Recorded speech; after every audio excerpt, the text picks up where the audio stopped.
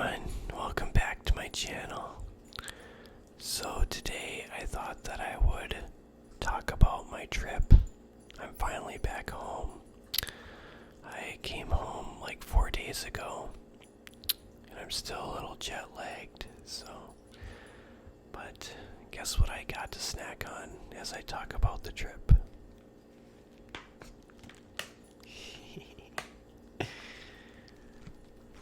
I've always wanted to try different KitKats, and I got these in Japan.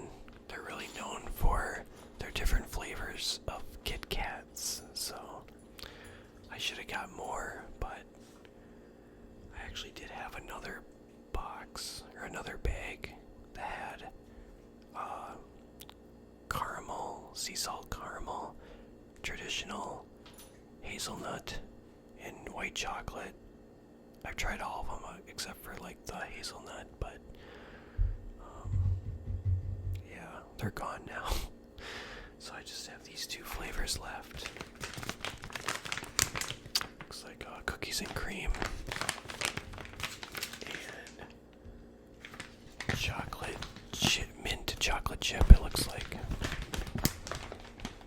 it's all in Japanese writing, except for cookies and cream. So I can't wait to try it.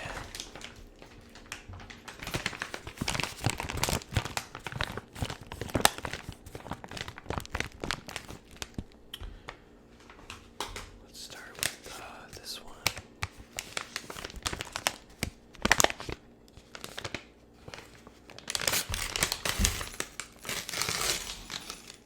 Oh, my dog's right below me.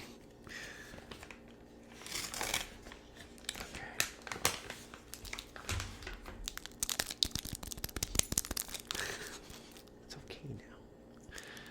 You can't have this. It's because it's got chocolate in it, okay? It's alright. Can you say hi? Say hi to the camera. Say hi to everybody. See? No? Okay.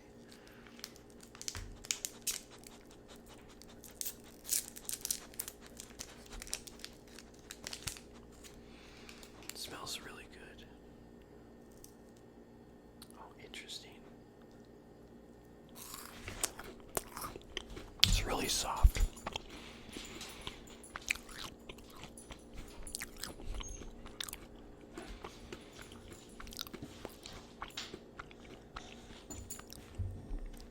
Yeah.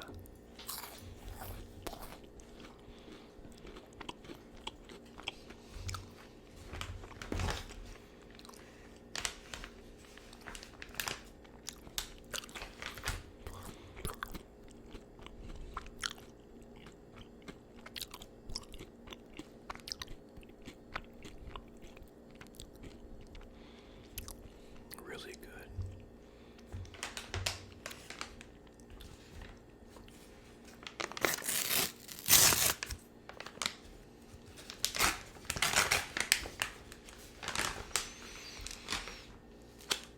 This is going to be really good. I love cookies and cream. So, let's see.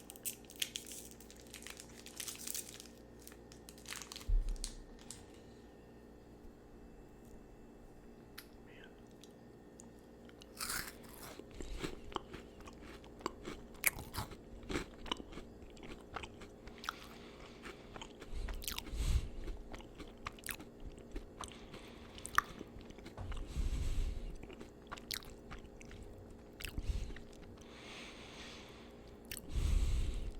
It has a familiar taste, and I can't think of what it exactly tastes like.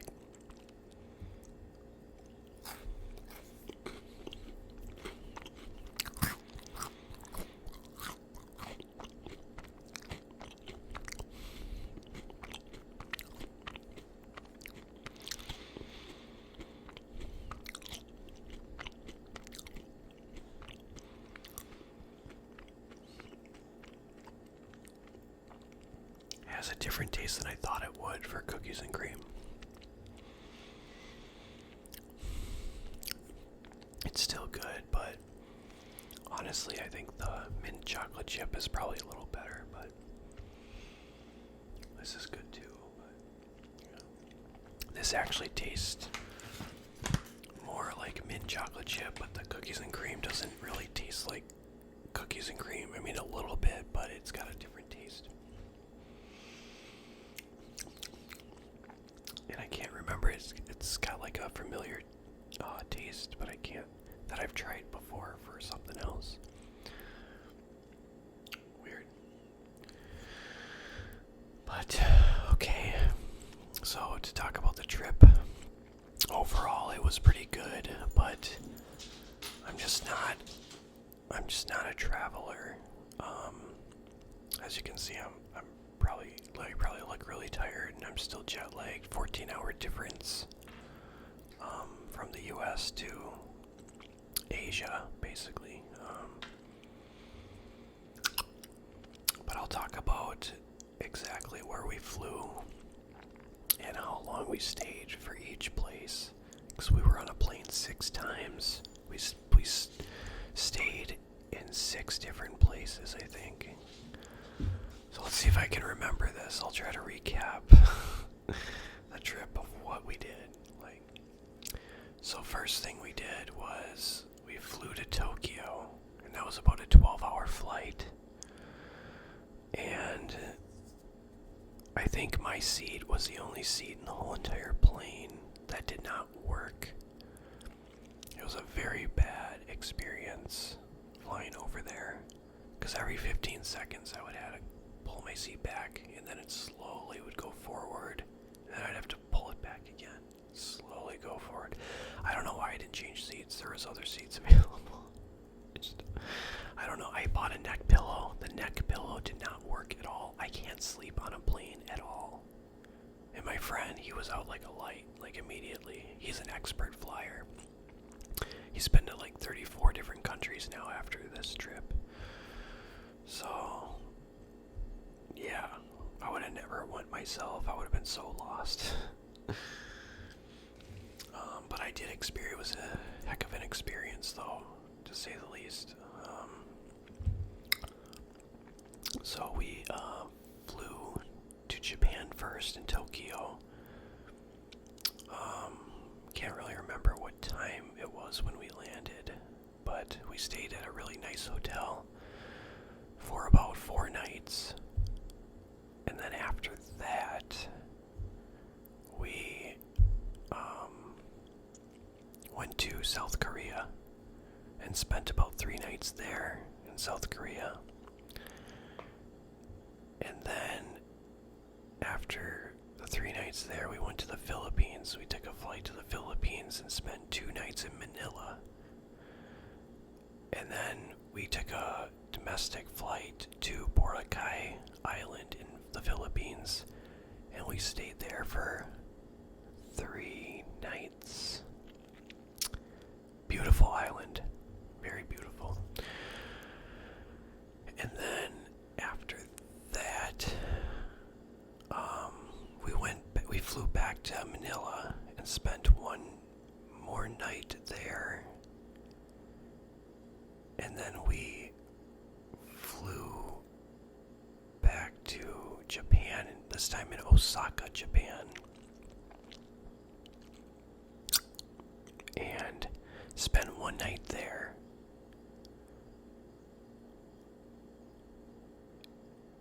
And then we took another domestic flight to Tokyo and spent 1 night there in an R&B apartment. And then we flew back to, the States, the US.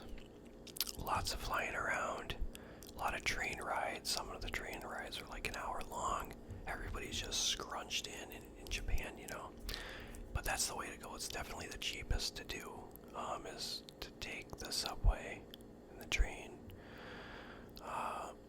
You have this card. I actually have it in my wallet, but I forgot to get it. But you have to put money into it. And I think when I started the trip, as soon as we got to Japan, I put like $30 in there. And it lasted most of the trip, except for at the very end, we had to recharge it and put some more money in.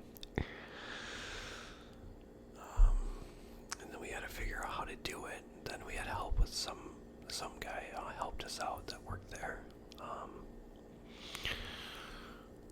And yeah, somehow it wasn't working, but it worked eventually. He had to do something to it. And then took the train to get to place, basically. But we saw a lot of monuments, we took a lot of pictures. Like in Japan, we saw the Tokyo Tower, we were there, we went up there. Museums, we saw a real-life bonsai tree. The only thing we didn't do was see Mount Fuji, which really was too bad, because that would have been really nice. We just didn't, we ran out of time. But,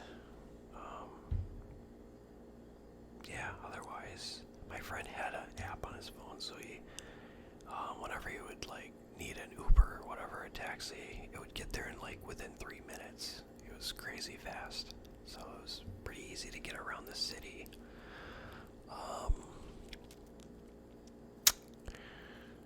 And as soon as we get to Japan, you know, when we land and we got to the airport and we got through the checkpoints, customs, they were greeting us like, konnichiwa. It was really funny. But, I guess you're not supposed to smile on the camera when you're going through security. Because I remember I looked at the camera and I had like the biggest smile on my face. I was like, and the lady was like, no, don't smile, don't smile. And I was like, oh. I couldn't help it. It was just so funny. But they're super nice. Everyone is so nice there in Japan. And in all the countries we visit, Japan, South Korea, Philippines. And it's so funny because in the Philippines, I noticed at the end of every sentence they would say, thank you, sir. And they'd ask a question at the end. They would say, sir. They'd say, all right, sir. Are you okay, sir? Like, we got a shiatsu massage in one of the hotels that we were staying in. And the lady was at the front desk was so kind. We were asking questions and she was like, yes, sir. Okay, sir. And then I had to fill out this thing and I was filling it out. And I was like, sign here. And she's like, yes, sir. And I was like, okay, what's this body? And she's like, well, that's wherever you want to get a massage, sir. And it was funny because I circled the whole entire body. And I guess I'm going for the full body massage, you know. And that's exactly what I got. It was like an hour and a half for like the whole massage. It was really nice, but some places were so tender, like in the shoulder blades. And it was a deep tissue massage. And then a couple times I was like, and then she was like, are you in pain, sir? And I'm like, no, it's okay. And then she kept going. But it was so funny. And a couple times I could hear my friend in the other room getting the massage, and they would go, and I could feel at the end, near the end of the massage, she was like literally on top of me with her whole body. Like her legs, her kneecaps were on my back. And I was like, what? It was just a crazy experience. And it was funny because my friend and I, before we got the massage, we were at the pool. And we're in the pool and stuff. And then I looked up and I saw a couple of girls looking at us. And they were like pointing, like they've never seen anyone before like us. And I was like waving at them and they were waving back. I thought it was so funny. Turns out they were the massage therapists. So I bet it was a little awkward when we came over there. They were like the next floor up. But yeah, it was so funny.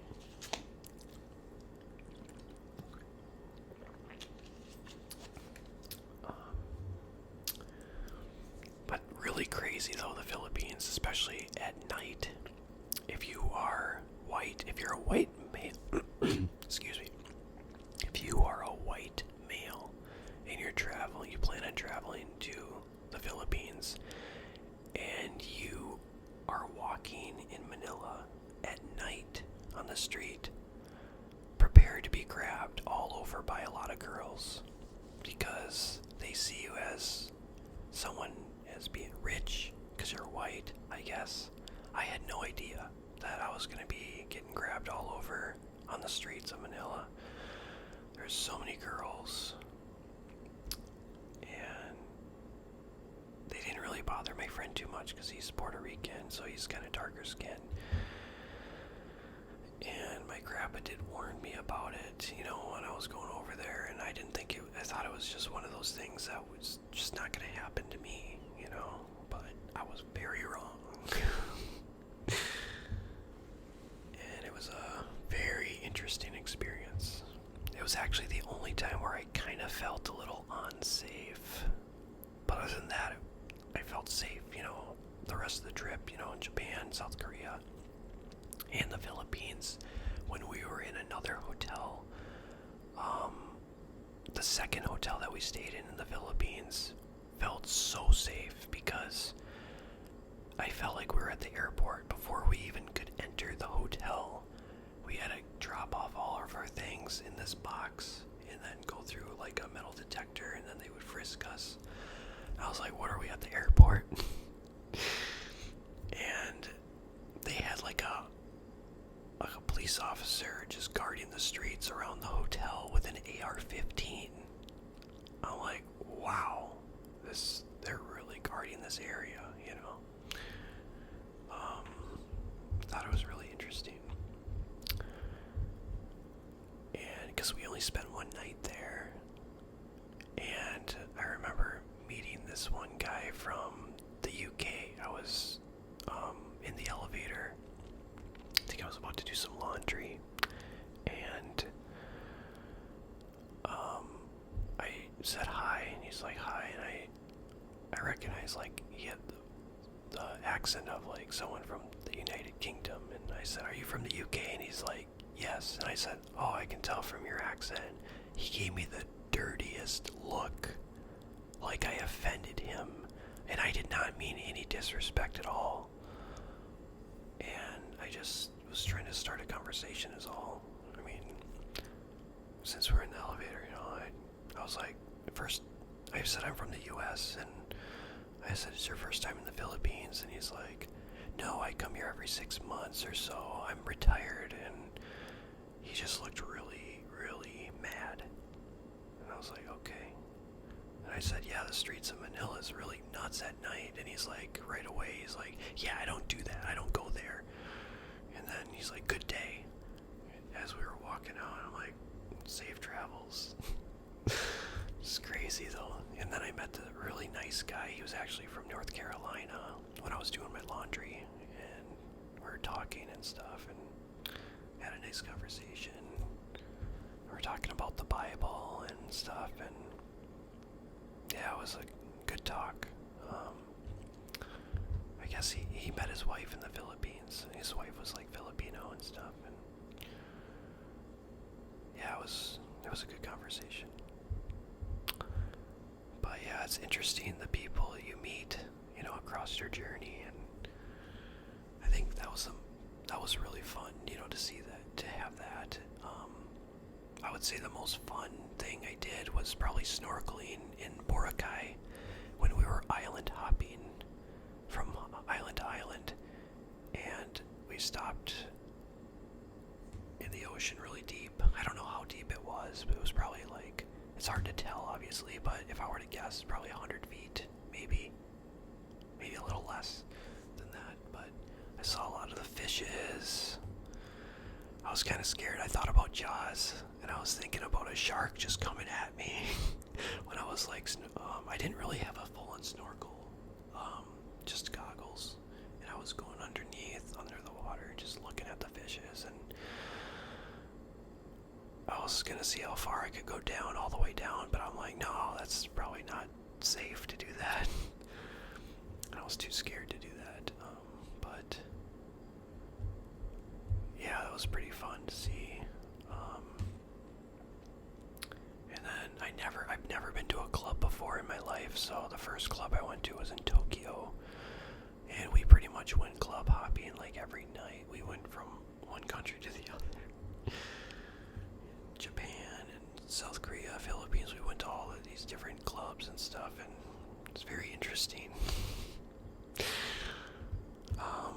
But it's just not what I would do in my normal life. Normally, the normal me, instead of going out at night, I would just stay in the hotel, watch YouTube videos or TV.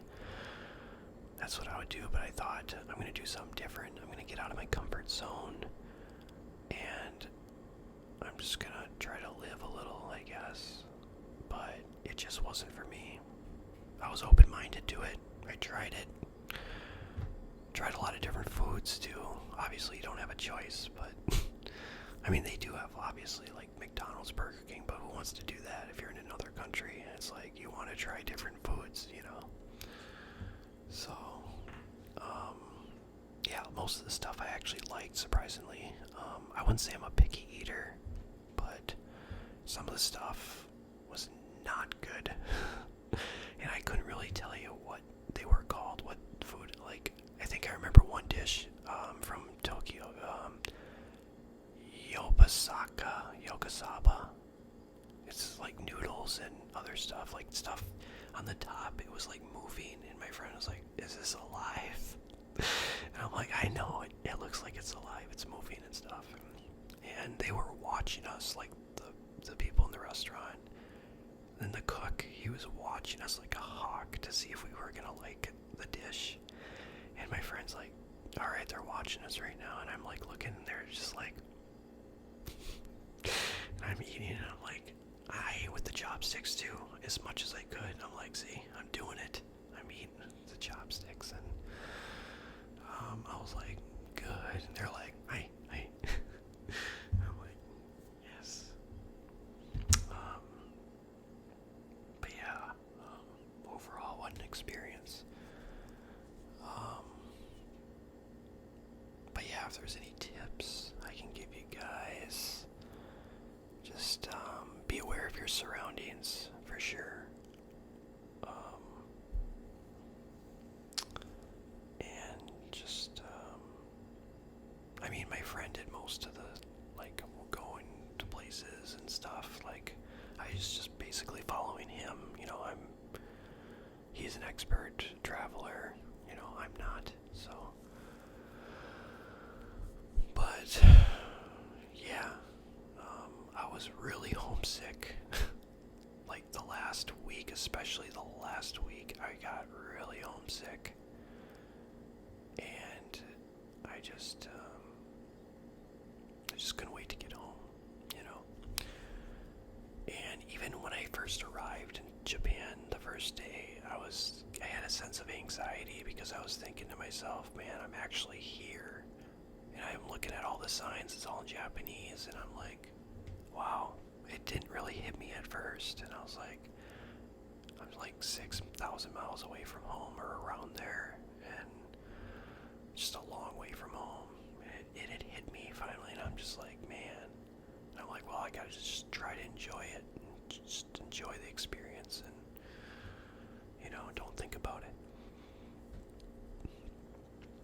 But,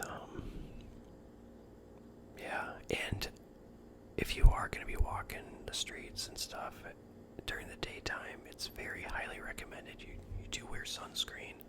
Obviously, the sun's going to be hotter there because it's more down kind of close to the equator. And the umbrella is a lifesaver. And obviously sunglasses. Umbrella really helps with the sun. I didn't get sunburned as far as I know. Hardly at all, really. I thought I was going to get really sunburned, but no, not too bad at all. But yeah, that's pretty much it. But trying to think of other stuff that we. But yeah, I just felt like half the trip was getting from point A to point B. And I guess that was the most annoying part. I guess it'd be different if we were in one country, staying in one place for like pretty much the whole time. It'd probably be a lot better for me personally. And just to think that the plan was to go to 5 countries. I'm so happy I decided not to go to Singapore and Indonesia. Oh my gosh, that would have been so miserable. Yeah, that would have been a lot. And my friend was down for it. He's like, I would have been down. And I'm like, yeah, man, I don't know. But the only good part, I mean, obviously I couldn't sleep on a plane, but on the way back, apparently, like, we had Delta. We were flying with Delta. And they said originally on an email that there may not be any entertainment at all, like movies to watch or anything. And I was freaked. I was like, what? How am I going to get through this flight? This 12-hour flight back home? Oh my goodness. But fortunately, the email was wrong and there was a lot of movie options, so that really helped a lot. Because obviously I probably got literally 2 minutes of sleep on the plane. My friend got like over 7 hours. I don't know how. I looked at everybody around and they were all just like down. They were out. And I'm just like, really? I try to sleep a little bit and I wake up from the turbulence. And I'm just like, man, I get startled when I'm on the plane and I'm trying to sleep and I wake up. I'm just kind of almost hyperventilating because I'm like, oh yeah, that's right. I'm like 30,000 feet in the air, going like 500 miles per hour. So that's my mindset, but you know, it's not for everybody. I shouldn't say, never say never, but a trip like this I would never do. But if it was like one country and staying like one place for the most part, you know, then maybe. And I suppose it'd be different if I had like a girlfriend and we're in a long distance relationship, like it was a serious relationship and I was like traveling with her. I think it'd be a different experience, you know, versus a friend. I don't know. I mean, not to say, you know, it was fun, you know, traveling with a friend as well, but, you know. But I think that's about it. I think that about wraps up this video. KitKats were good. I wish I would have actually bought more flavors, but that's alright. I've never had cookies and cream or the mint chocolate chip. But yeah, I'm really tired. I'm still jet lagged, and I had one day to rest, and then it was work Friday, Saturday, Sunday, and not to mention one of the guys that recruit welders, he texted me the second I landed, and I got to the airport. I got a text from him, and I had an interview on the phone the next day, and it went really good. I was offered a job, but I turned it down because the shift was 3:30 p.m. to 2 a.m. And I was like, it was Monday through Saturday, and that would affect my other job. So then I was like, oh no. I'm like, I don't know if I can do that. And he's like, I personally wouldn't do it either. And I said, yeah, he's gonna look for more options. I'm like, yeah, please do that. Because normally it would be Monday through Thursday, and Fridays would be mandatory overtime. I mean, that'd be doable. Then I could probably change my schedule of where I work now and just work once a week, because I'd like to keep the same job that I have. It's hard to quit a job that you've been with for 13 years, you know. But yeah, that would just be like a once a week job once I get like a full-time welding job. But obviously got to take a welding test. I haven't welded since early May, so about 4 months already. Dang, time really flies, man. It's crazy. Alright, I'm going to stop rambling. I'm going to end this video. Thank you all so much for watching. If you liked it, please give it a thumbs up and subscribe. And we'll see you guys on the next video. Bye, guys.